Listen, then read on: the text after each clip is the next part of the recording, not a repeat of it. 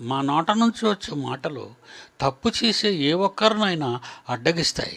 నిజంగా దేవుడు ఏమన్నాడో తెలుసా అండి? ఎదుట ఉన్న సహోదరుని గురించి తప్పుగా మాట్లాడకూడదు. నీ కుడి చెంప మీద కొడితే నీ ఎడమ చెంప తిప్పు. ఏటండి ఇంత పవిత్రమైన వాక్కులవి?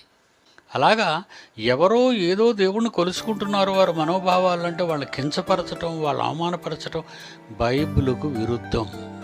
నిజమండి. యాజ్ ఎ క్రిస్టియన్, ఒక క్రైస్తవునిగా నా అనుభవాలతో నేను నేర్చుకున్న బైబిల్ విధానాన్ని బట్టి ఒకరు మరొకరు మనోభావాలలోనికి వెళ్ళకూడదు, అవమానపరచకూడదు, కించపరచకూడదు.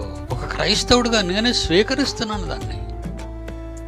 ఎవరో చేసిన నేరాలు క్రైస్తవులను పేరు పెట్టుకొని, ఎవరో చేసిన నేరాలుకి మా మీద పగబెట్టుకొని మమ్మల్ని హింసించడానికి మీరు ప్రయత్నిస్తున్నారు. వద్దండి, తప్పు.